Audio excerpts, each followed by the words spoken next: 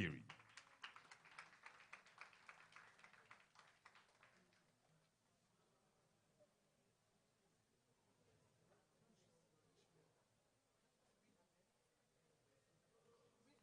Yep. Miss Adesimbo Ukiri is a transformational and innovative leader in the health management space. Having worked for over 30 years, her professional experience straddles diverse sectors: financial services, oil and gas exploration, FMCG, telecommunications, and healthcare. As the pioneer MD and CEO of Avon Healthcare Limited, a trained lawyer and strategist, she is renowned for disrupting the health maintenance industry in 2012, when she set up the Avon Healthcare Limited in a market deemed as saturated, breaking all business school theories. Ms. Ukiri led Avon HMO from an unknown startup to the #1 HMO in the country. She sits on the group. Thank you.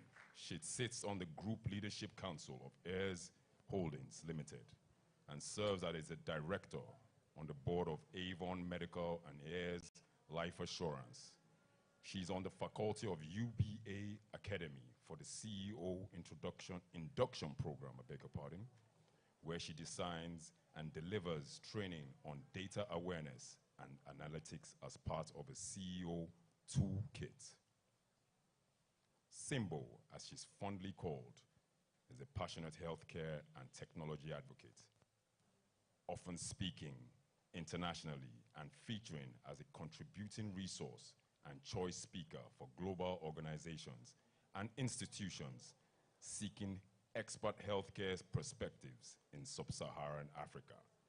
Adesimbo holds an LLB from OAU, Obafemi Awolowo University, was called to the Nigerian bar in 1991, and is a Sloan Fellow of the London Business School, where she obtained an MSc in management.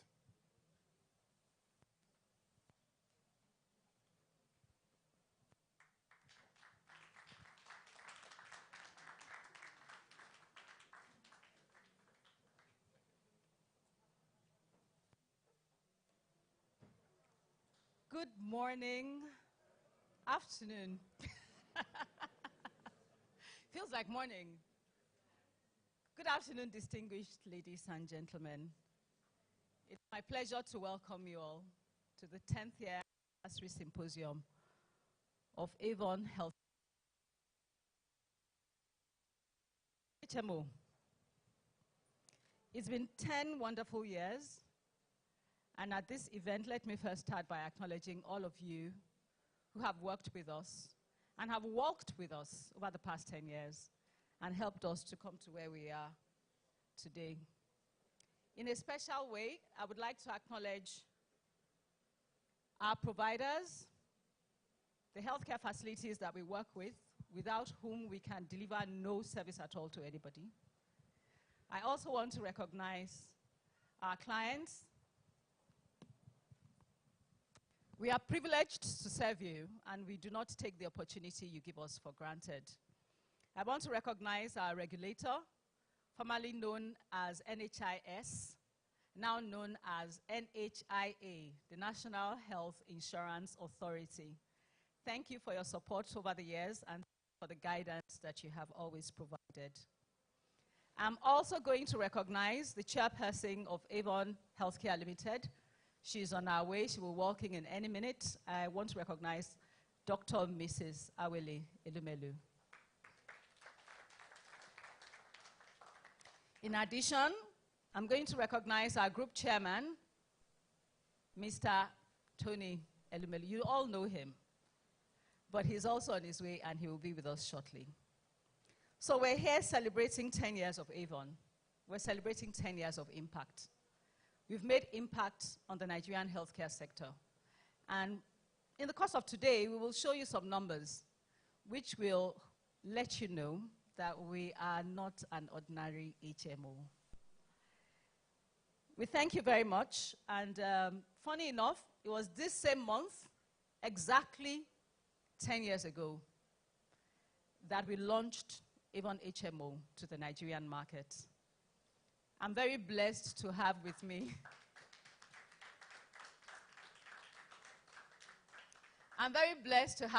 in the audience today several people who were at that launch event 10 years ago. So I just want to acknowledge you, Sam Mwanze. I want to acknowledge Adim Jibuno. I want to acknowledge Tony Anemeke. I want to acknowledge N. Omodiafo. It goes without saying, I'm also going to acknowledge Dr. Gloria Ferife. And there's also a great deal other, there's some other names that I probably have forgotten to mention. I haven't mentioned Obong, oh my goodness, our first ever company secretary. I was telling him I had a picture of him looking a lot slimmer from 10 years ago. So I want to acknowledge you all and thank you for having been a part of the Avon journey with me. It's been a privilege to work with you all these years. And welcome to our symposium.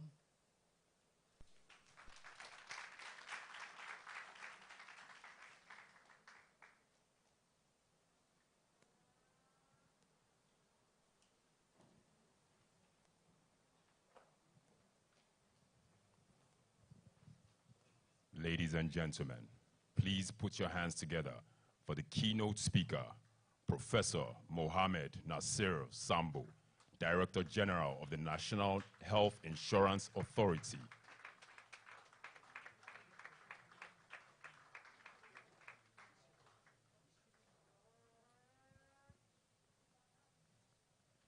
Our keynote speaker, Professor Mohammed Nasir Sambo, is a professor of health policy and management with a strong bias in healthcare financing. He is the Director General / CEO of National Health Insurance Authority, NHIA, an alumnus of the World Bank Institute for Healthcare Financing. He was a member of the various ministerial technical working groups that shaped healthcare services and policies in Nigeria. Professor Sambo trained as a public health physician and was a visiting scholar to the University of Aberdeen in Scotland. He has also been a consultant to the UNDP, UNICEF, DFID, the British Council, GTZ, amongst others. Before his present appointment, he has also been the Deputy Dean, Faculty of Medicine, ABU, Head of Department, Community Medicine, ABU, and the Provost of the College of Medicine, Kaduna State University. He also holds a master's degree in international law and diplomacy. Professor Sambo has supervised 14 fellowship programs, 35 master's degrees in public health and epidemiology, and 4 PhDs in addition to having over 70 published articles in national and international journals. He's also a fellow of the Chartered Institute of Loans and Risk Management, as well as a recipient of the Semper Fidelis Award.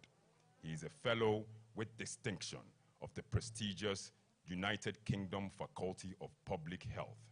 Professor Sambo Nasir, I beg your pardon, Professor Mohammed Nasir Sambo, ladies and gentlemen. Please put your hands together for him.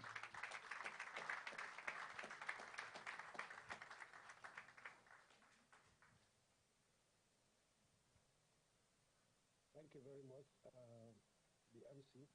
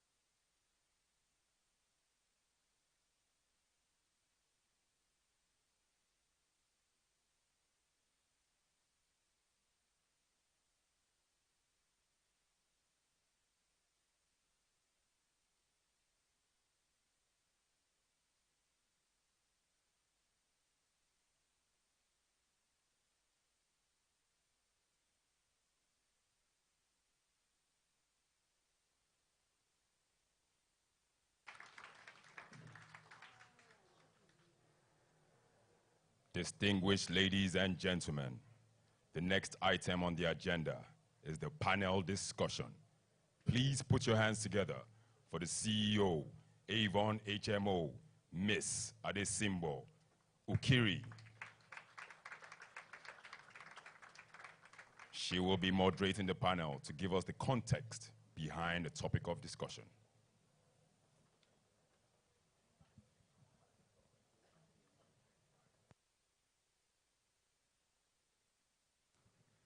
I'm not going to say good morning again, as I did the first time. I've been well and truly reminded that it is now afternoon. Okay.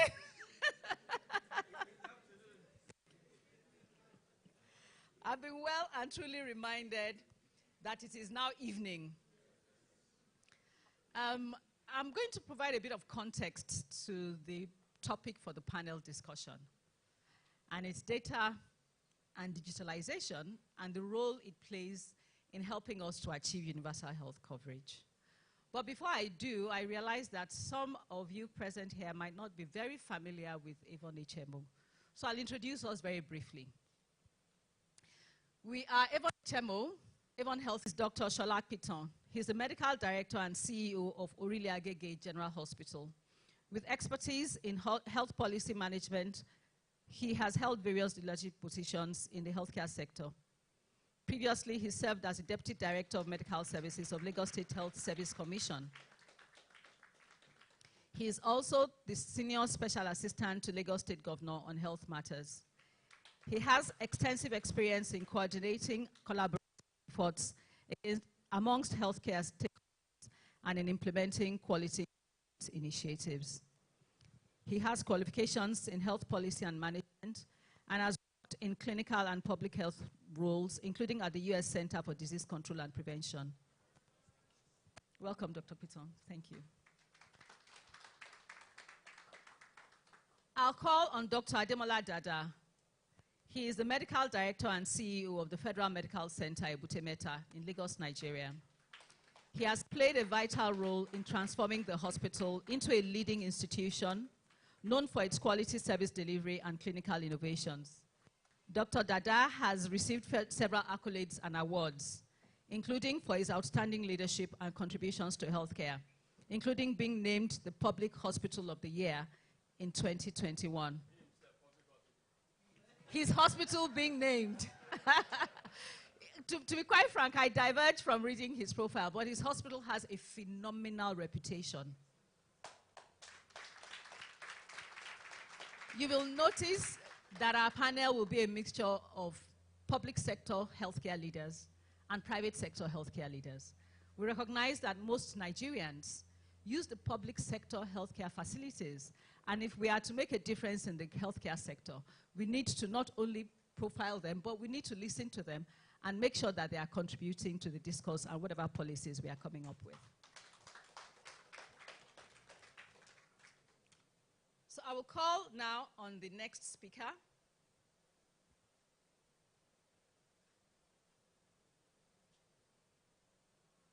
I beg your pardon.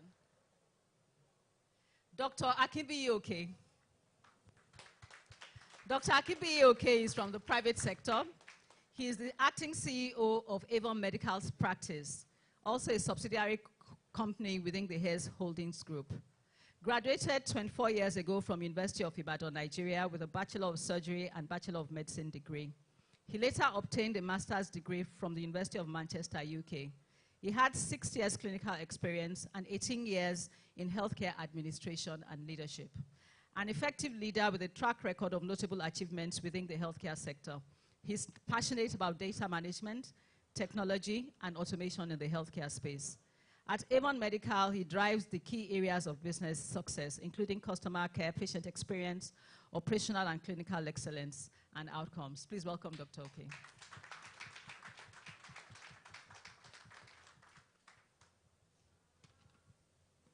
Last but not the least, I'm going to call on the only other lady to join me on this panel. With much pleasure, please join me in welcoming Annabelle Name.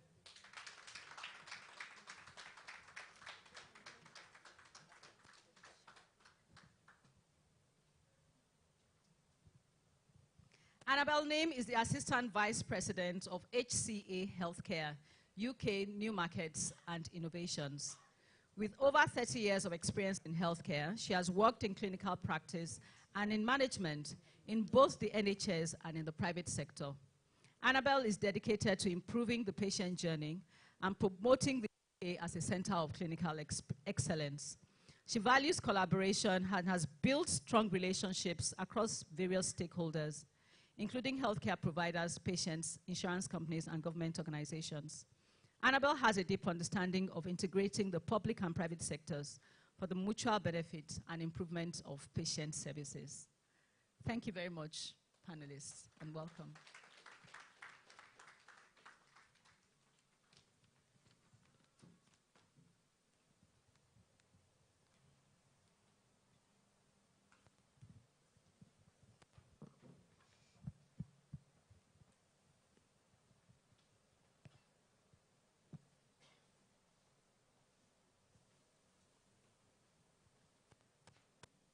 What we've tried to do with the panel is to ensure that we have representation that adequately covers the whole, ecosystem of our healthcare sector in the country. So we have our regulator here. You're most welcome. We have an expert from one of the big 4 consulting firms. You're most welcome. We have our 3 panelists from both the private sector and the public sector. You're most welcome. And we have Annabel from HCA giving us the international flavor, a perspective beyond our shores. Annabel, you're most welcome. Thank you. So I'm going to lead right into it right now and start with the first question. And this question is for all the panelists.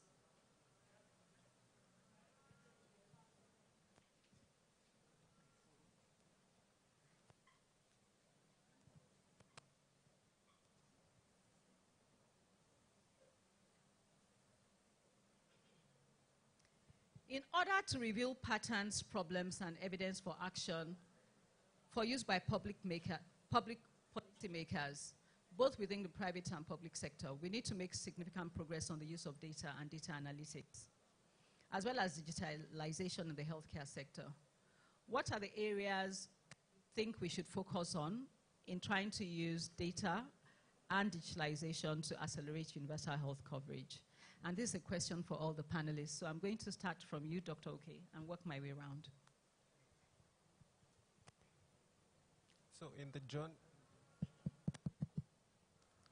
looking at the journey to data, EMR it's one of the things that have revolutionized digital revolution in the health space. And one of the things we have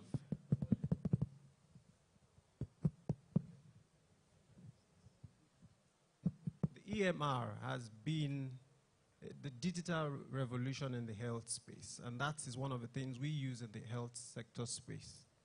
And for us at Avon Medical, it has been helpful in making important decisions, in helping the patient management to prevent delays in the coordination of care, and collaboration between the healthcare personnel in providing quality healthcare to our patients.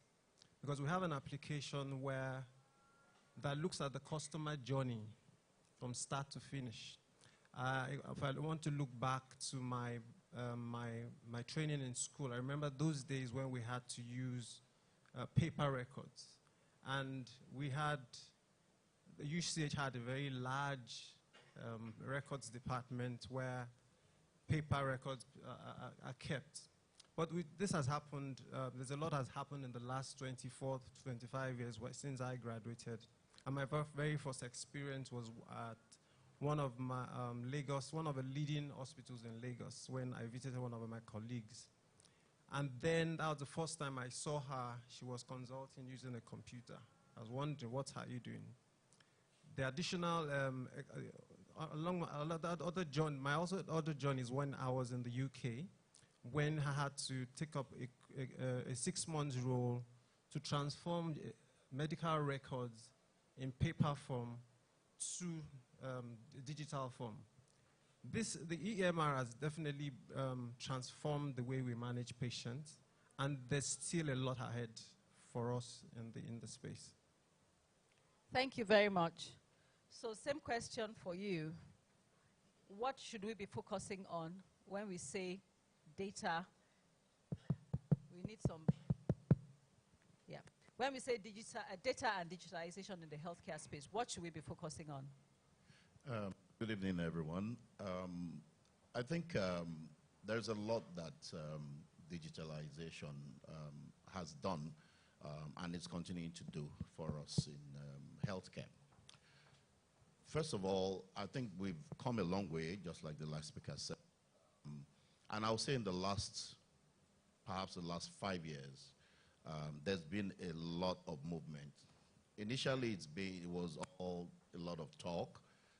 Very few private hospitals beginning to adopt electronic medical records and looking at how they can integrate it into their existing systems. Now we have bigger hospitals and we have public hospitals adopting them. As at the last count, I believe close to about 14 or 15 of the 28 general hospitals, Lagos State-owned general hospitals, have already implemented electronic medical records. And I think about another 5, 6 will soon come on stream over the next 2-3 months. That's impressive, yes, because the Ministry of Health is doing a lot, trying to work with partners, global health funds, to fund the provision of both the hardware, the networking, and everything that is required.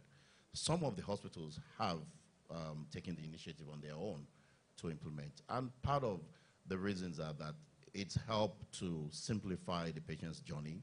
It's helped to improve the access to the records of the patients. It's almost an instant access. You see a patient in your general patient, and now the patient has to go to the pharmacy, the lab, radiology, and the information needed at all those service delivery points, they are made available in real time at those points. So it reduces the turnaround time, first of all. Once that happens, of course, you also have the issue about loss of records. That has been the bane of hospitals, especially public hospitals. I know it happens in very many hospitals, but public hospitals, because of the large patient load that we have to deal with, we struggle with all those challenges in the past. You have papers in those files, and something tears out, is missing, and so you've had different things, including different treatments given to different patients, as happened in the past. All these have reduced. So the quality of the service you are giving to patients have obviously improved, and it's going to continue to improve. Now you have things like telemedicine that can get tagged along with this. Some of the hospitals that have implemented EMR have not started deploying those aspects. But then it's coming, because some of the platforms we're using already have that, yes, they have the abilities just to now begin to implement them. The other thing has to do with how you use the information that you are able to get, the data. You know, data is a new gold as we talk about it. You are able to study your systems, look at the type of patients, look at the morbidity patterns, for instance, and begin to know what to prepare for. Yeah. Your procurement process is better guided, for instance. You know, so many other aspects. I don't want to take all the points, but then I'll leave the rest of the panel to talk about it. Thank you. Thank you. I'm going to try and project my voice, because I can see the mic is not doing that for me. So I'm going to turn now to you and to say that what areas, when it comes to data and digitalization, should we be focusing on as a country? Thank you, Mr. Chairman. As in NHI is building the infrastructure, by the mandate that we're given, we're to promote, regulate, and integrate data in the health insurance sector. So when we are looking at how do we do this, under the leadership of my DG, who you saw recently, we activated the ENHI. And before then, what we did is that as a regulator, we have to bring all stakeholders together. We are regulating the health insurance ecosystem, so we need the people as with technology and as well as data. So you cannot do that without bringing them up together. He came in under and developed a 10-year strategic plan, and one of the key outputs from there was the health insurance under one roof, whereby health insurance will come together, and then we have the same regulating policies, technology-driven. And so on the ENHI, we have been able to automate health insurance business. We have also been able to interconnect with various state offices, and we're also having legs, channels by which state health insurance can join HMO and ACP for data interoperability. So we also ensure that we have a mechanism as the regulator by which we can address grievances by enrollees. As you all know, our clients are the enrollees, and we take care of their interests. So we address their grievances, we also give them feedback and support, and we also develop another component. They're making 4 components now, the identity management. One of the critical areas that we met was that there were serious identity management that could lead to identity theft here and there. And how did we do that? I don't want to take much time, but I'll just mention that we built a database that had to be harmonized with NIMSI. NIMSI has the identity management solution through NIM. So we did not develop a separate technology for that. We harmonized and integrated our database with NIMSI to ensure that before you enroll into health insurance, you must have a name. So by that, we have been able to reduce, and we are still in the process of cleaning our database. Because whatever it is that you're going to do with data analytics must run on clean data. That's very essential. So we build that foundation, and as we go on, perhaps I'll mention other. Let me just stop here. Thank you. So over to you, Annabelle. From your perspective, coming from a much advanced and developed country with a healthcare ecosystem that is more sophisticated than ours, not without its problems, of course, but still more sophisticated than ours, what would you say to us? What areas should we be looking at? First of all, good evening, everybody, and thank you so much for having me. It's an absolute honor to be here with you all today. I'm going to take it all the way back to basics, actually. I don't profess to be an expert on the Nigerian health systems. I've dipped in and I've dipped out, but I have spent over 30 years in the English healthcare system, and you're right, we're not without our issues. But taking it back to all the things you spoke about, I agree with absolutely everything that you've all said, actually. But really, the most important thing with this is for me anyway, is the data collection and the data integrity. Without that, none of these fancy systems will work at all. And in my experience, that has been the hardest thing to deliver. Data analytics in itself should really give an accurate picture of what's already happened in the past to help extract information and patterns to give insights on improvement for things such as patient safety, or how to make more profit, or how to improve ICU care. I mean, I think you need to know what you're focusing on before you even start that. So I think the data needs to be of a really, really high quality. It needs to be accurate. It needs to be reliable. It needs to be comprehensive. You know, we have an expression, rubbish in, rubbish out. If the data is rubbish coming in, you're not going to get any insight whatsoever. You may as well not have it. In fact, it's even worse, because you may be really misled into believing something that simply isn't the truth. But also the formatting of the data and the systems. If the systems don't talk to each other, again, you've got a really big problem. And these are all things that we've had issues with myself. I've been involved in the implementation of GDPR, which I'll talk a little bit later without trying to bore you all too much about it. But also we are currently at HCA implementing across 8 hospitals in EHR, so we are a little bit behind some of the NHS trusts. And boy, is it difficult. You know, we've had to employ an extra 300 technical people to do it, and it's going to take us 2.5 years and £100 million. So it is a huge undertaking, and we've just started the process now, and it is really almost overwhelming. But the benefits, I think there's going to be some pain, but the benefits, I think, will be absolutely amazing. And just again, if we're looking at health as a global issue, which for me it is, I'm passionate about health equality and, well, passionate about the health inequalities that are currently in play. If everybody can get this together, we've got so much to share, and I really believe that every patient in the whole world will benefit by us all putting these systems in. Thank you. Thank you very much, Hannibal. I move to you, Dr. Dada. Same question. What exactly should we be focusing on? Well, thank you very much. First, let me thank Avon for inviting me and virtually taking almost half of the day. I'm not complaining. Thank you. Thank you. Yeah, very important issue. You know, I always like to approach this from the situation my institution was in about 5 years ago. Yes, and by the way, if you will let us blow our trumpet, I'm sure you know that we're the first public hospital in this state, okay, who completely became paperless, all right, and maybe even... That's why he's here. That's why he's here, sir.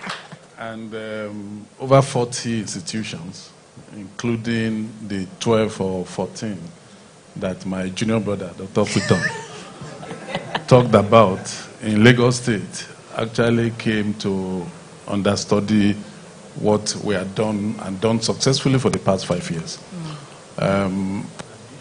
Led us to starting that journey at that time was that, you know, it was pretty obvious to us that without the use of tech, extremely very difficult.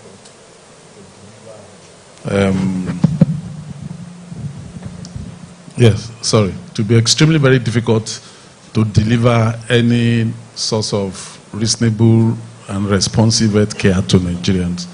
The usual challenge at that time was that a patient will come into the hospital and then the patient is still there 2 hours. He has not been seen by the doctor. Not that the doctor doesn't want to see him, but the patient's case note cannot be seen after 2 hours. And in frustration, of course, you know, the previous note is lost. In frustration, you ask that another case note be opened for the patient, so he has a temporary case note.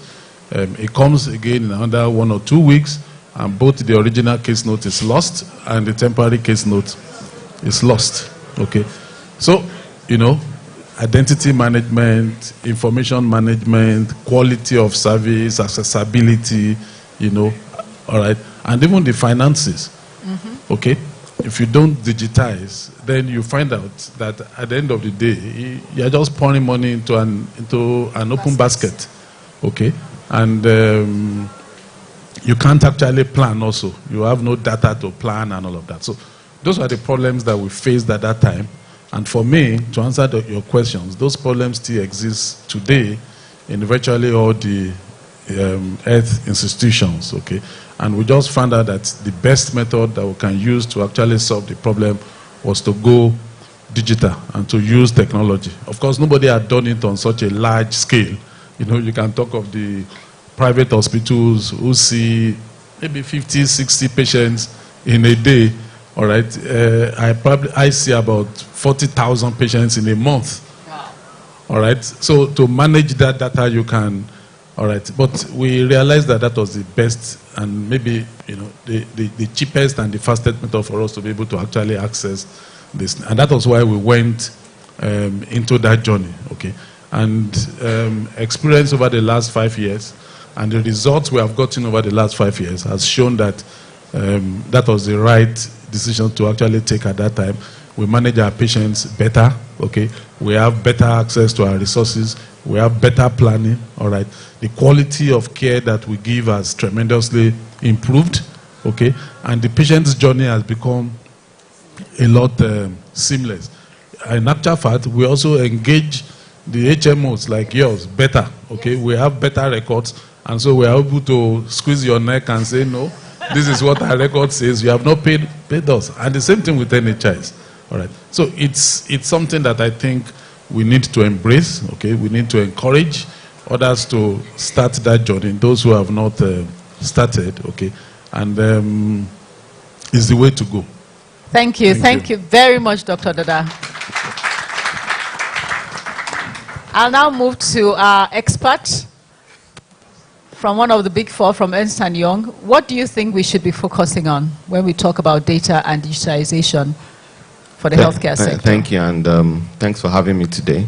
And good evening, everyone. I think a lot has been said from the experts as well. I'm just a consultant. Technology expert. Okay, so I think we need to look at telemedicine and remote care, because universal health care really is about, universal health coverage is really about ensuring that everyone has access to health care. And then not just that, everyone has the right complement of services and quality. You can see I'm trying to emphasize not just healthcare, but the quality of healthcare. And also in getting those services, you can afford them. They're not a financial burden, or will not create any kind of financial hardship. So to that extent, there are some people that are not in Lagos, that are in remote areas, rural areas, that don't have the kind of access that we all have here, whereby they cannot see a doctor, they cannot go to a primary healthcare center. So to that extent, technology is going to drive access. But then there are also impediments to getting that access. Internet, do they have the internet to be able to see get a doctor attend to them in Lagos? Is the internet strong enough? And then how do you then assess the quality of that service that is being given to them from someone who is in a like a Lagos? What's the quality? And then what's the safety? And what kind of ethical standards are behind that kind of service that is given to that kind of, patient? So that's one. Telemedicine and remote care is key, and technology will drive that. The other one is disease surveillance and response, right? COVID has shown all of us that, every day, I'm sure when COVID started, everyone was measuring, oh, how many people have COVID today? Oh, some people have passed on, some people. It's because Lagos State has the right data, disease surveillance system in place, right? So many other states will not give you that kind of information or data. So you're able to respond better to, disease outbreaks. And honestly, if there's anywhere else to invest in, that area is very key. It helps for data analytics, early detection, and quick response. And that is another area. And indeed, health financing. You've all talked about how it helps you capture, cost and all of that. So it helps in billing. For example, a lot of hospitals, particularly the private ones, and maybe, okay, yes, the public ones as well, many of them cannot categorically say that this is how much revenue they've made. All they know is that patients are coming every day, and they're attending to people. Oh, we have so many patients. But the truth is that in terms of financial reporting, how are you faring? Are you profitable as a business? Many hospitals are not profitable because they cannot capture costs. So also from an insurance standpoint, so in things like processing and reimbursement can be done, when you have technology. Yeah. Maybe the last one I'll say is health insurance, health infrastructure planning as well. It is then you begin to see where to invest in. Now, so for everyone has talked about data, how data is helping, but you need to also know that there's need for certain backup infrastructure like electricity.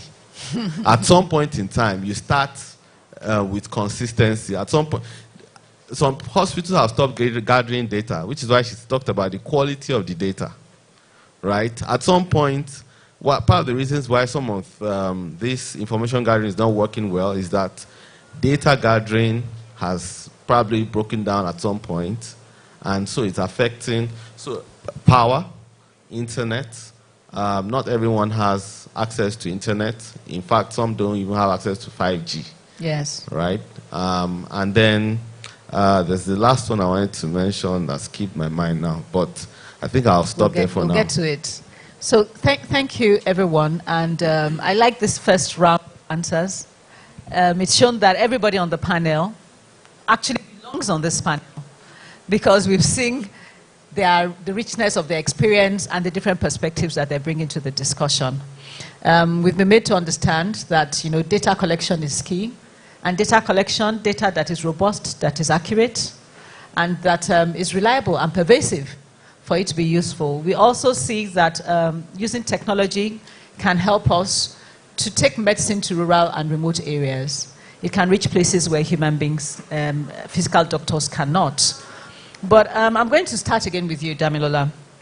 And, from your own experience and in your line of work, what solutions or initiatives have you heard about or have you been involved in that you think as a country we should be looking at for our own healthcare system?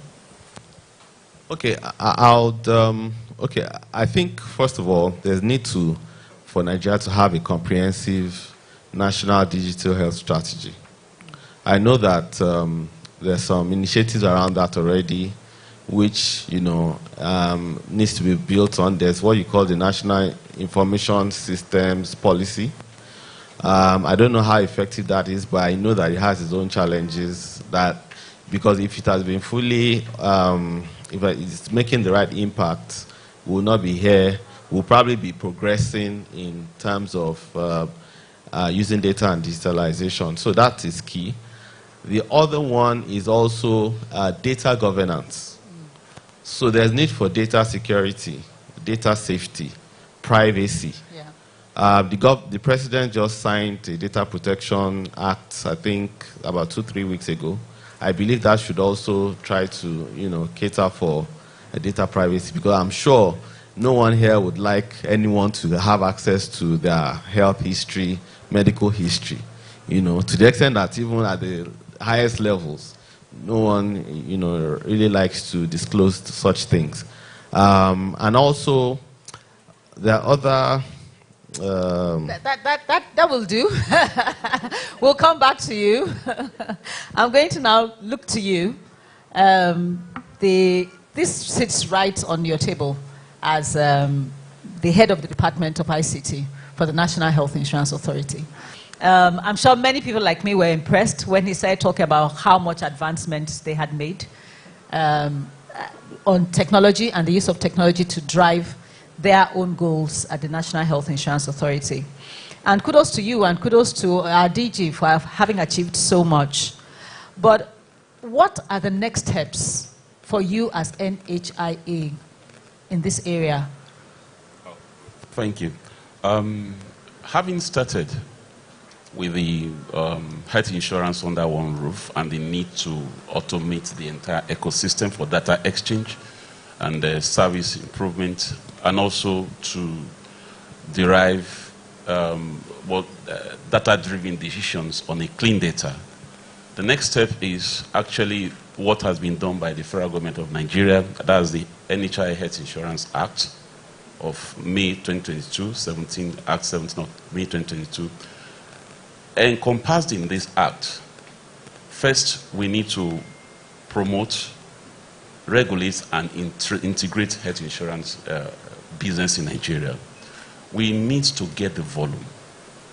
We need to get the volume in that also NHI has been said that we should drive the mandatory health insurance policy for the federal government.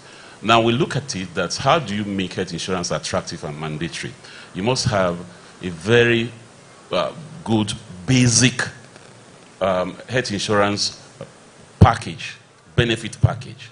And so the government came up with basic healthcare provision fund, with which we are going to drive that every Nigerian, all Nigerians will have access to healthcare to the basic minimum package.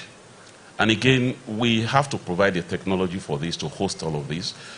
Also, the government has said we're going to enroll the vulnerable group. So how do you cater, how do you get them enrolled? You must have a technology that digs deep, cuts across, that's the essence of the health insurance other one route, because all sectors are involved, from federal to state social health insurance agencies and even to private health insurance agencies. We are now under a roof, and then we are sort of under a data fabric to ensure that whatever data exchange we are making there, those as he pointed out, data integrity and data security is upheld. Again, we look at the aspect of whereby, I'll give an example, a practical example to justify what we have done. What you have here is GIFSHIP, that's Group, Individual and Family Social Health Insurance Program. It didn't just start as GIFSHIP. It started as VCSHIP, that's Voluntary Contributory Social Health Insurance Program. We discovered that it was a program as VCSHIP designed to penetrate the informal sector. Yes. But over the years, no penetration. No penetration. So what do you do? How do you get the data? How do you do service improvement? So under the leadership of my DG, we came together and looked at the pros and cons and said, look, we are not opening up this enough. We've not developed a robust healthcare package that will take care of groups, families, and the individual. So this was brought up because we had the feedback from an existing system, and we are improving upon it. Thank you. So our next step really is to get the volume. The volume, yes. The volume. And technology will help you to get the volume. Okay. Now, I'm going to move to you, Dr. Piton. I mean, you know, it's part of why we wanted a panel like this was because we wanted adequate representation from the public sector. Ever so often, when people gather, especially within the private health sector, to talk about what the country needs and how to move the sector forward, you don't have enough participation, and the voice of the public sector healthcare facilities is often not heard loud enough. You've shared with us what you're doing at present. It's impressive in Lagos State. I know that Dr. Dada is on the federal side, being CEO of a federal medical center. But Lagos State is a powerful state. It's a state with resources. So please tell us, what are the challenges you faced in implementing even the level of digitization that you have achieved in your own facility and in other facilities in Lagos State? And what are you doing to overcome them? Thank you very much. Let me start by saying that, well, I'm proud to be a protege and a learner, a big one, from Dr. Dada. If you identify excellence, I think it's best to go after it. So I've been able to not only go to his hospital to tour the place, to drag him to my hospital to speak to my leaders twice. So I think it's something that he's doing a fantastic job, and we are racing after him big time in Orele Agege General Hospital. Well, a lot of challenges, yes. The first, of course, is the financing aspect. You know, how do you get the necessary funding for adoption of electronic medical records and every other thing related to digitalization of healthcare? Well, we are a public institution, and typically you would wait for government to, you know, find the money. Now they are, at the Ministry of Health, they are looking into working with partners. I mentioned the Global Fund. They're also looking at other partners to help. But many of our public hospitals that are big enough have taken the initiative to adopt some of these EMR platforms. And we have looked for different ways to finance it, including pay-per-use, you know, which is what we have done in Orele Agege. And it's been easier for us to ask a patient to just pay 200 naira, you know, when they come to access health. And so it's made it easier for us to be able to implement. And we've been implementing all around every department. We've been able to do that. So hospitals can look at that option, because I feel that even some private hospitals are not utilizing EMR platforms, and they should begin to think about, because, you know, you think about the hardware, you think about the software cost, you think about networking costs, you think about the maintenance costs, You know, these are very, very important things. And then, of course, you know, things will get bad, networks will go down, you need personnel to work on it. So there are things to consider. The next is that, the next challenge is, of course, the human resource element. One of the things, I'll tell a short story. After working as the SSA to the Ambody administration on health matters, I worked at the Health Service Commission, and in that capacity, as one of the directors, I was overseeing the medical records sent from all the hospitals. You know, we have a unit that deals with the medical records. They coordinate, and then they send to me. And then I saw a Excel spreadsheet without formulas in them. I almost flipped, like, okay, how are you doing these calculations? They know the calculations, they know everything, because they were taught in school, the medical records team. Fantastic people. But then they need to get further training. Of course, HSC is now taking care of all of that, because I scaled it up that, oh, we need to do something about this quickly. And now there is a whole unit in HSC dealing with data and data quality and all that. I spoke with the director in charge even while I was coming here. So there is movement on that. But then we need more personnel along those lines. We need not just in our School of Health Technology, where medical records people are trained, there is now need to introduce computerization and the knowledge about computerizations and how to analyze and, you know, digital analytics and things like that to them in there. We also need biostatisticians. So, well, I'm a public health person, so I know the importance of having biostatisticians. We don't have enough. Thank God some of our universities are now having degree courses in public health, and of course biostatistics is one of those 5 pillars of public health. And so I believe that over time, in another couple of years, we'll have more trained people who can at least know what to do when you have data. Now, they need to quickly be scaled up to all the hospitals. Every hospital will need them, you know, so that the data mining, the analytics of the data, and preparing it to make sense for policy decision making is now quickly done. Beyond that is the issue of building the patient interface for all this. Dr. Dada's team, they've already gone ahead to begin to experiment with that patient interface aspects of EMR. And many of our hospitals are beginning to think out with that. There is so much that our patients can do. Well, we can say, oh, they're not yet educated, but that's just some of them. Others are. If you look at, even compared to the developed world, Nigeria is one of those countries where mobile phone technology has spread wide and round. You know, if you go to the US, there are still parts where they still use the dial, the ring, you know, the ones that you have to, people are still there using in the rural America. Nigeria, you have people now adopting this new technology, and so we can take advantage of that. So we need to do a lot of education for our patients, and also help them to be able to adopt some of this technology through a lot of patient education. Beyond that, I think that over the next few years, we will all see that this is something, you know, when Nigeria gets onto something, we quickly, you know, we get on it and we move faster than anybody could think about.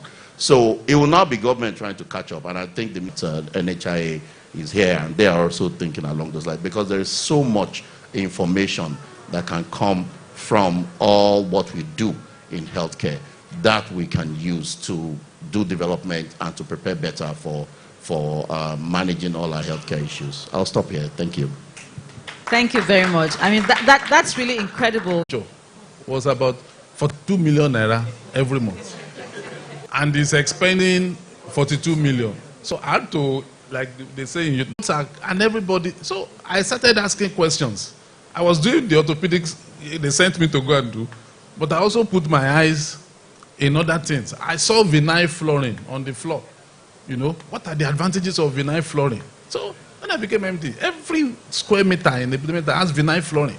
And people now say, when we first started, how are you going to maintain it? If you see all the distance that was going on, the problem of Nigeria is maintenance. It's 5 years down the road. You have always come frequently. I don't like going into self. No, but it's good for learning. For everybody. For, in fact. Yeah. So, you know, sir, almost today and you are using General Hospital Marina, you're registered there, and then you happen to go to the, yes, or Ibejuleki Beach, and something happens to you, you need to access the hospital there.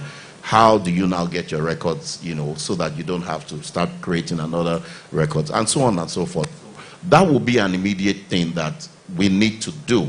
And once that is now done, we now begin to look at how else that protect that data and then be able to use it for decision making. I think if we start from there, then we'll take it to the next level. We have not even gotten that right yet. AI is it for you?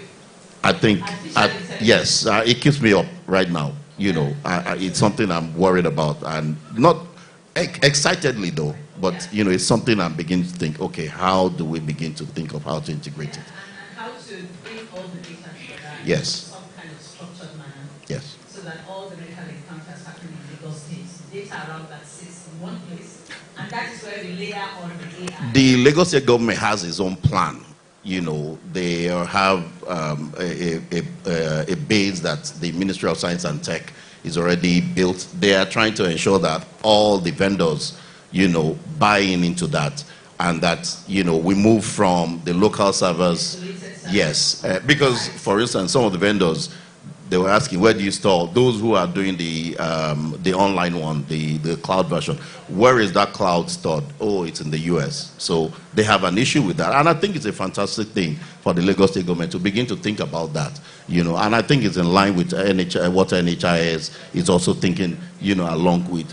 Because you mentioned something earlier about how, the big pharmaceutical companies. How back to the point that I hadn't made before about research, let's assume all this is done. I was actually really shocked when I was just reading up a few things about generally around governance in Africa. I couldn't find an awful lot, to be honest. But I read in the Lancet, this was in December 22, I think actually the pandemic really brought out a few, actually really exploitation of, in particular, Africa. And this research is obviously always based on competitive advantage. You've got the researchers who want to keep it all secret until they get all the glory for it, and actually they tend to come from high-income countries. And then you've got the pharmacy guys that are just quick as anything to try and make it into some sort of drug or some sort of test, and the people where all the data came from didn't benefit whatsoever. It was the same with monkeypox, and South Africa, actually, they were vilified for giving this data over with the genomic sequencing. So I would love to see Nigeria in particular, if we're talking about that now, just really benefit from all the rich data it will have when all these other things have done. I'll be the third one in a row, if you like. Okay. Anyway, thank you. Thank you. Well, thank you very much. Again, I go back to base.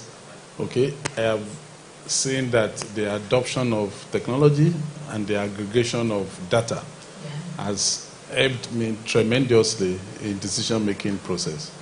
And so I think that should be one major thing that anybody who's going to be the minister should tackle. If you call yourself a clinic or an hospital or by whatever name, you must adopt technology. We must be able to aggregate our data and be able to plan with data. What we do now is that we plan in void. We plan with the best guess. If you ask anybody today, he doesn't know the number of malaria cases that we've had in the last 1 month. It's difficult to plan that way. So we must adopt technology, and we must aggregate the data, and we must use it. Okay. Communications.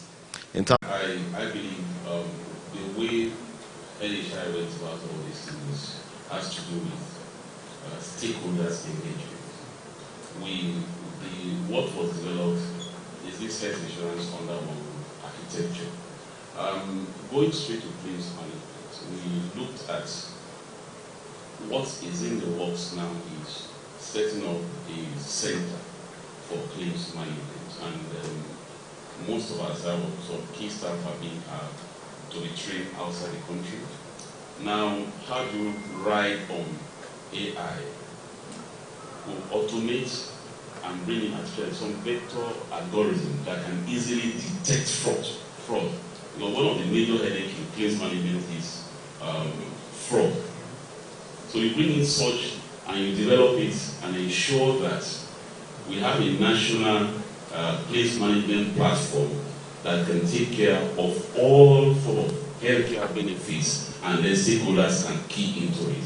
I encourage stakeholders in this sector to also talk to us in NHI, because we are doing a lot as the regulator. Part of our job is to have a system that can detect and prevent fraud. So we are working on that under the concept of this, under one roof concept. Let us harmonize and activate all these functionalities together. It will be for the good of the health insurance ecosystem. Thank you so very much. Please, a round of applause for my panelists. And we can take away some really strong points. You know, there is a recommendation for data, technology, digitization to feature more strongly in the curriculum in schools, colleges of medicine, and schools of nursing. All health professionals need now to be brought up to date as part of their formal education. Yeah, the latest innovations, you know, to start making them get used to digitalization, data analytics, technology, etc., right from when they're in school. We also have a recommendation for artificial intelligence to quickly be brought to fore. But I dare say that the comment and the recommendation of having all the data brought together under one roof is what will enable us layer on artificial intelligence and be able to do all those exciting things that you're dreaming about right now. In addition to that, we've heard about standards and the need for standardization. We all have to be able to speak the same language. The data has to be collated and what's the word now? Collated and aggregated. Thank you, that's the technical word. Has to be aggregated. For us to be able to aggregate it, we have to have standardized all the terms, all the descriptions, etc. that we use. And yes, we need fiber optics, but we're told that even if we had 55%, as it stands today, being only the sources of data that we have, it will still help us a great deal in the country. We've heard from Annabelle as well, concerns around ethics and the governance structure of data, and also sharing of data across countries, and making sure that the data that is taken out of our country and the value that is realized from using those data is something that also comes back to us in some way, shape, or manner. And on this note, I'd like to call the panel discussion to a close.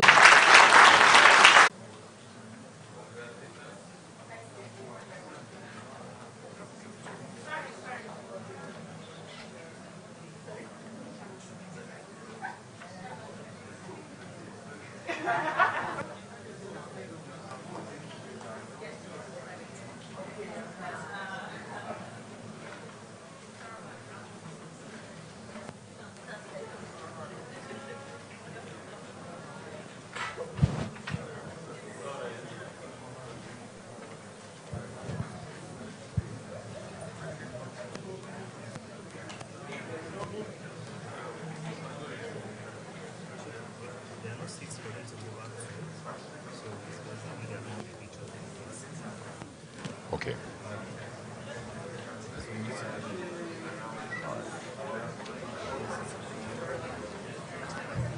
Once again, ladies and gentlemen, please put your hands together for all the panelists as well as the moderator.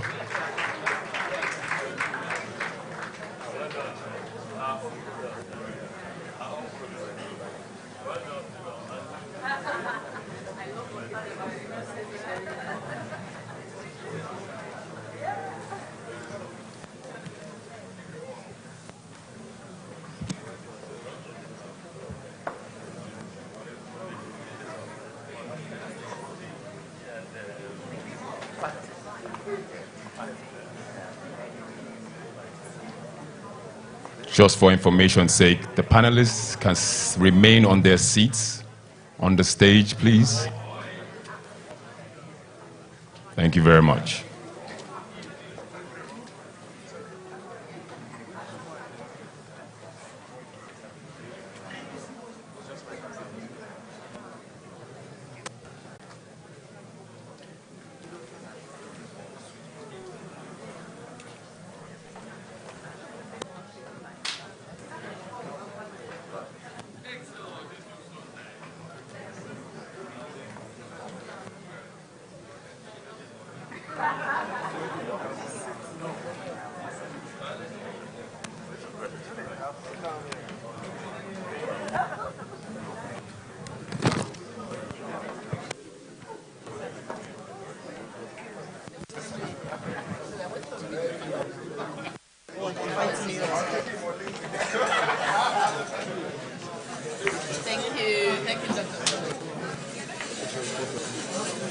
Both of us. Just both of you. Or maybe downstairs. Should I give my phone?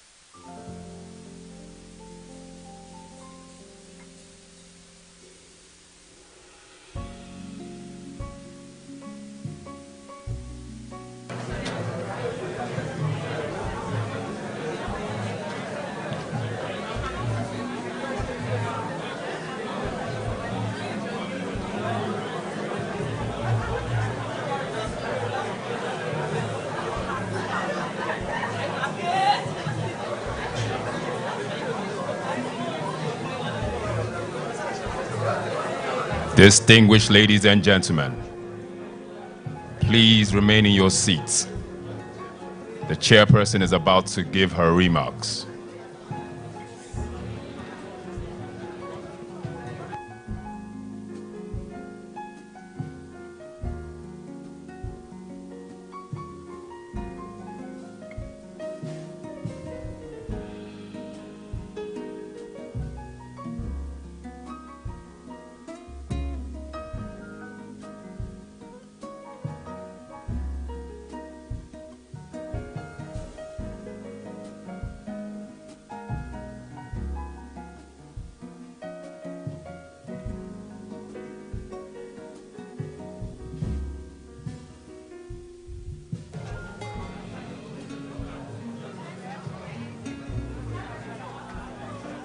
Ladies and gentlemen, please can we settle down? The chairperson is getting ready for her remarks.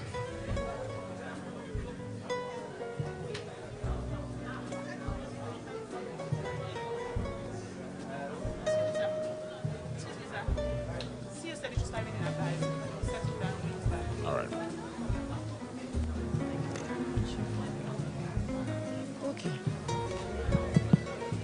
Okay, so thank you very much, everyone.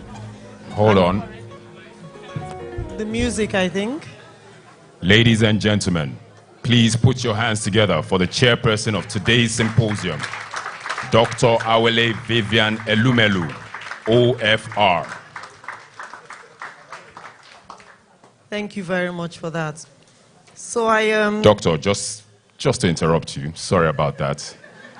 I have to read your bio. It's very important.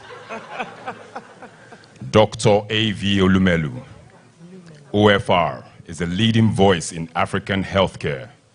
As the chairperson of Avon Healthcare Limited, Nigeria's leading insurance provider, and founder, chairperson of Avon Medical Practice, a growing network of full-service clinics and on-site facilities with corporate institutions, she's focused on expanding and improving access to quality healthcare in Nigeria Africa's most populous nation.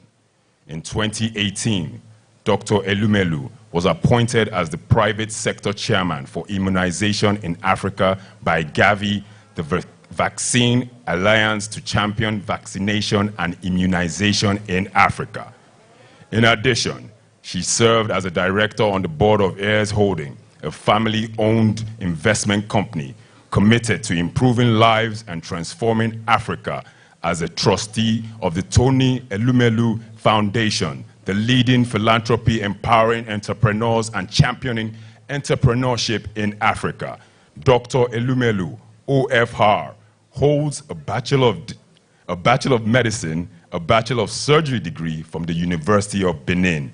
Her experience as a medical doctor includes medicine, surgery, pediatrics, obstetrics, I beg your pardon for that, gynecology, and emergency medicine.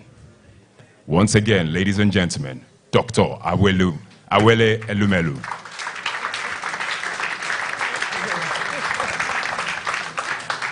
Thank you. Thank you very much for that. Thank you. And good evening again, everyone. I think really, it's been a wonderful panel. So really, I wouldn't want to take anything away from it, but I need to at least come up here to show appreciation. I'll start with the last, which is you guests who have come here to support us, to say thank you very much to each and every one of you for being here. But I want to even go back to the beginning to show appreciation, maybe not so much say thank you, but show appreciation for the journey. 10 years, this thing started 10 years ago, this journey started 10 years ago. And this journey started without anything. So this was a clean slate. There was no Avon HMO, there was nothing. There was just a dream. There was just a hope, there was just a plan. And this was given to the CEO we all know, Simbo, and her team. And Simbo took this dream. Simbo took this plan. Even if I say vision, it sounds, because everybody says vision. Vision seems like a big thing. It was not a big thing. It was a vision in the simplest form you can think of. Simbo took this vision, and she ran with it, and she worked with it tirelessly, endlessly, day and night, selflessly, sometimes thanklessly. And we're here today. We're here today as an HMO that we all know, and not just us in this room, as an HMO, even if I say it myself, as the best HMO, the top HMO in the Federation, in the country. So we didn't want anything big, but we knew we had to market. We knew we had to recognize what we'd done. We knew we had to recognize what people had done, Simbo and her team, because they have worked. Some have come, some have left, but they've remained a family. We had to recognize that. And so we're here today. I don't want to make long speeches, but I knew we just had to acknowledge the work that has been put into this by a group of people, the successes that they've been able to achieve. So I started by thanking you all for joining us here today, and I end by joining those who started this journey. Thank you all very much. Thank you.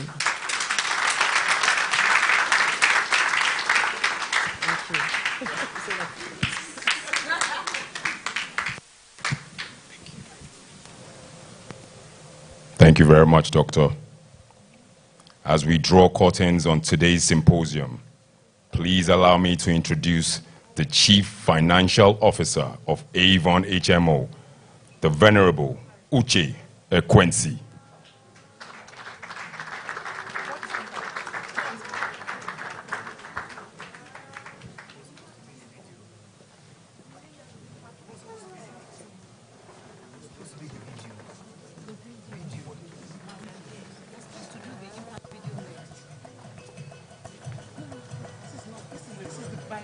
Every journey begins with a mission. Ours began with a mission to empower people across Nigeria to live healthier, fuller lives by providing access to quality healthcare services when needed, without financial constraints, leading to unnecessary complications and fatalities. Same thing. Over the past 10 years, impacted over 200. After Chairperson, 10-year impact and congratulations.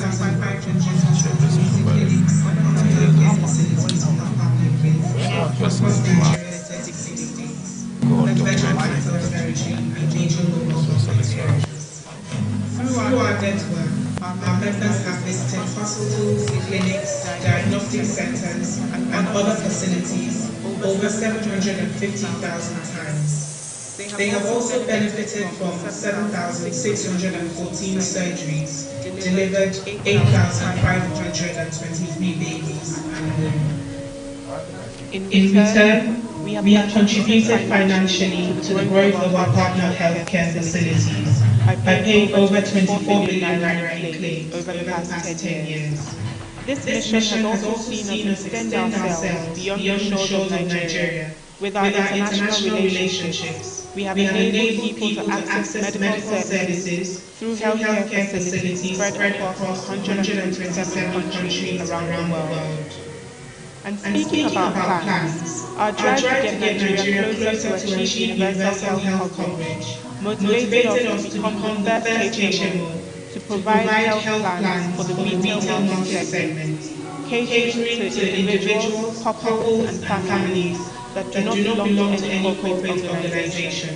Not resting on our oars, we pushed the boundaries of access further and became the first HMO to launch online health plan subscriptions, offering Nigerians the opportunity to subscribe and pay for health plans on their phone and other mobile devices.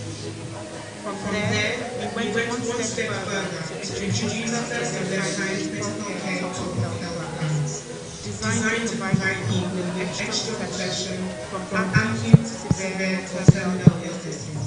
Today, anyone from individuals to couples, families, small businesses, associates,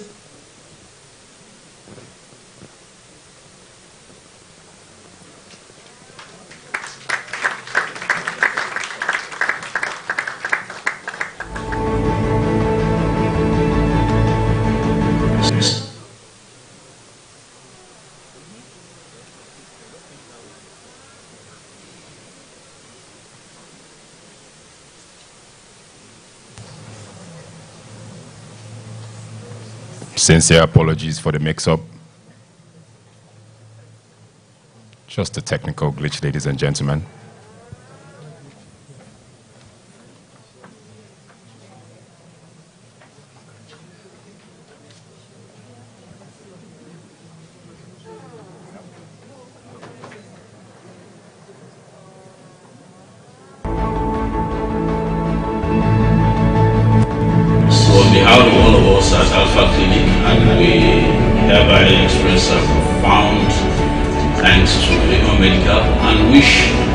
Avon Healthcare Limited, the very best in the years ahead. My wish is for Avon HMO is for them to celebrate many more years, 20 years, 30 years, because I know they will go places. You will do 30, you will do 40, 60, and many more years. Congratulations to you, Avon. Most importantly, I'm so grateful to have you on our team of HMOs. God bless you. You enjoy this great celebration. Wishing you many more fruitful years ahead. We wish to Avon 10 more years of very good services to their patients, to their members. We wish them to have very great partnership with the best medical providers they could find across Africa. May this 10 years anniversary be a joyous celebration of your accomplishments so far, and launching a path for even greater achievements in the years ahead. This is Tokumbo Shitoge, CEO of the Duchess International Hospital, wishing Avon HMO a very happy celebration on the occasion of its 10th anniversary. This is to congratulate them on their 10th-year anniversary. They've been doing well and we wish them many more years. I'll say congratulations to everyone at Avon and well done to the entire team. May the next 10 years be filled with exciting opportunities and unparalleled successes. And so I wish the company many more successful years heard. Once again, congratulations. Avon to be the best HMO in the country. I want Avon to, well, even the best HMO in West Africa. Why not? You know, it can expand.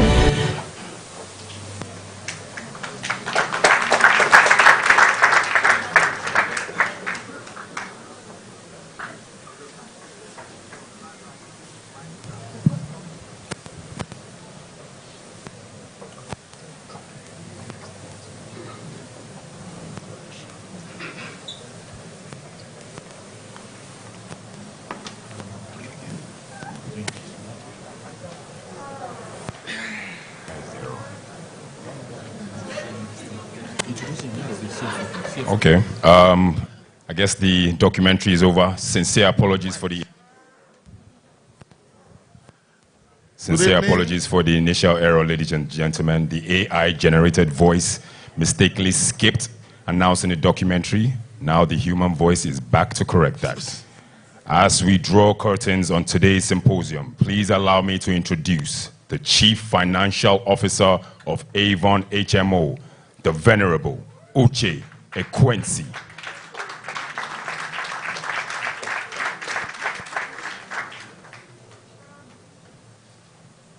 Good evening, distinguished ladies and gentlemen. I'm also going to interrupt you, CFO. You always have to get that bio. Everybody must understand why you are the CFO. The Venerable Uche Ekwensi is the pioneering Chief Financial Officer of Avon HMO. He's responsible for the administration and management of Avon HMO's financial activities. He holds a bachelor's degree in accounting from the University of Port Harcourt and a master's degree in marketing from the University of Lagos. The Venerable Ekwensi is a fellow of both the Institute of Chartered Accountants of Nigeria and Chartered Institute of Taxation, a full member of the Nigerian Institute of International Affairs, and an associate member of the Nigerian Institute of Management. Ladies and gentlemen, the Venerable Uche Ekwensi.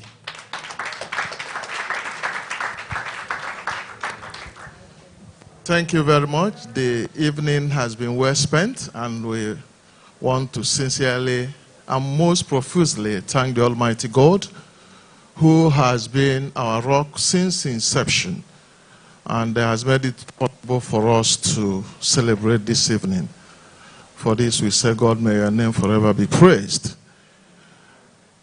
And I have to start by introducing somebody you know, but you will never get tired of knowing him. Because if not for him, we won't have any reason to celebrate. I'm not talking about somebody else other than the chairman of all chairmen, philanthropist extraordinaire, the chairman of Health Holdings, my own chairman, Mr. Tony Elumelu, CFR, and his amiable, quintessential, indefatigable wife, who is also the chairman of our board, Dr. Mrs. Awele V. Elumelu, OFR. Thank you very much for giving us the Avon platform to express ourselves and also the wings to fly. Your presence this evening has really made a lot of difference. Thank you, sir. Thank you, ma'am. And on that front, I want to thank the entire HH family, well represented. Great men with great minds. Thank you for coming to celebrate with us.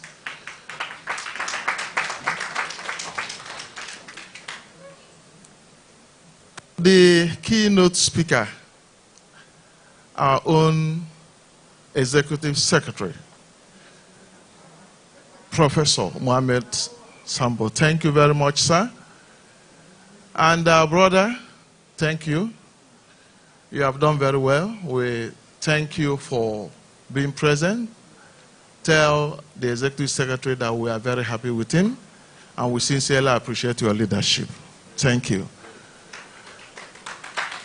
May I sincerely appreciate the other speakers, the panelists, the moderator, my own CEO, and sector head, and something else. The announcer, and all the people that in one way or the other have contributed to the success of this event. Thank you very, very much. The discussion was very insightful, impactful, and knowledge-packed. And I believe we all take something away from here. May I sincerely appreciate all the government officials and functionaries that are here present. Thank you for coming. I can see a traditional ruler somewhere, and then some other religious leaders and their reps, colored in some different dresses.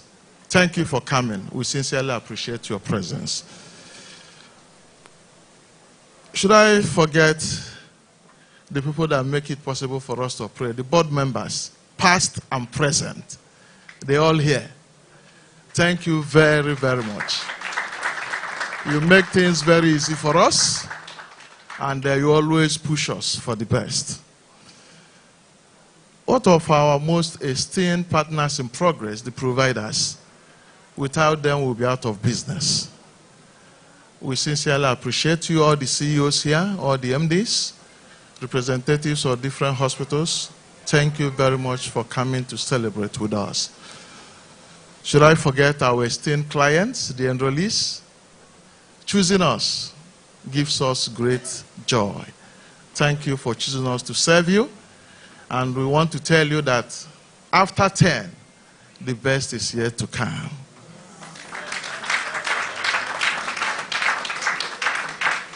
I shouldn't forget to thank all the family and friends of Avon HMO, most especially all the alumni of Avon, even those in diaspora. Thank you very much for coming. We are very proud of you. You are very priceless. Please keep representing us very well wherever you are. And I want to let you know that the door is always open for you to come back if you want to join us. And all the people that joined us virtually, thank you, thank you, thank you. The French people will say merci beaucoup. The Italians will say what? Grazie. Thank you very much. So I want to sincerely thank all of us for making our time this evening to come and rejoice with Avon HMO. And I'm very grateful for this honor done to me today to give this vote of thanks. And I want to tell you that this is just the beginning of the event, you know. So don't go home. We have the second part. We've done the hard part. The soft part will soon start. And, you know, it's very explicit and specially prepared for you. So please join us in the gala night. Thank you, thank you, thank you. God bless you.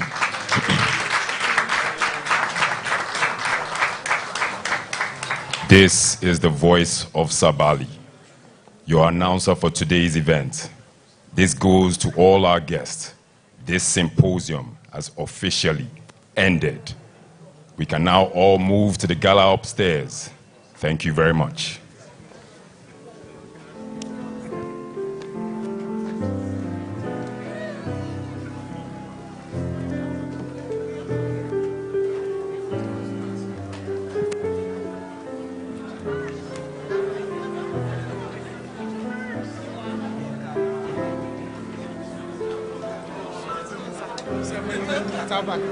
Yes.